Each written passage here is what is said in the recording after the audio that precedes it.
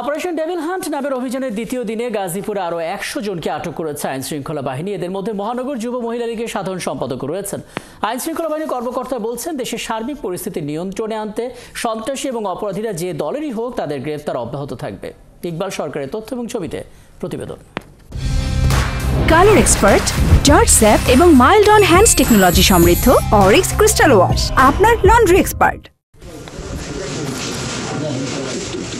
গাজীপুরের দাক্ষিণখান এলাকায় ৭ ফেব্রুয়ারি সাবেক মন্ত্রী আখম মোজাম্মেল হকের বাড়িতে বৈষম্য বিরোধী ছাত্র জনতার উপর হামলা চালিয়ে ১৮ জনকে আহত করা হয়।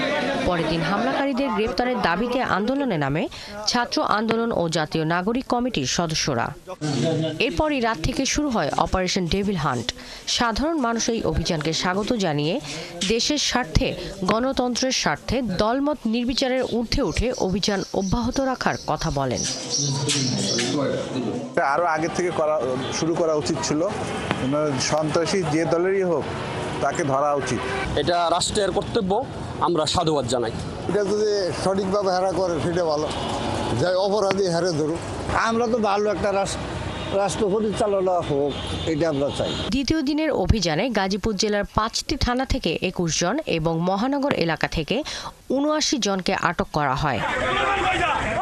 এদের মধ্যে জেলার শ্রীপুর থানার এলাকায় আত্মগোপনে থাকা সিরাজগঞ্জ ৬ আসনের আওয়ামী লীগের সাবেক সংসদ সদস্য চয়ন ইসলামও রয়েছেন। এই ধরনের আত্মগোপনকারী লোকজন সহ জেলায় অপরাধীদের দ্রুত গ্রেপ্তার করা হবে বলে জানিয়েছেন পুলিশ কর্মকর্তা। আমরা আমাদের গোয়েন্দা দল, আমাদের গোয়েন্দা তথ্যের ভিত্তিতে আমরা ওনাকে পেয়েছি। একই সাথে আমাদের গোয়েন্দা কার্যক্রম চলমান আছে। আমাদের গোয়েন্দা এরকম কোনো গোয়েন্দা তথ্য যদি আমরা পাই, সে অনুযায়ী আমরা আমাদের পরবর্তী অপারেশন কার্যক্রম পরিচালনা করব। এর আগে প্রথম দিনে গাজীপুর জেলা ও মহানগর এলাকায় অভিযান চালিয়ে ৮০ জনকে আটক করা হয়। শাকিলা শম্পা, একাত্তর।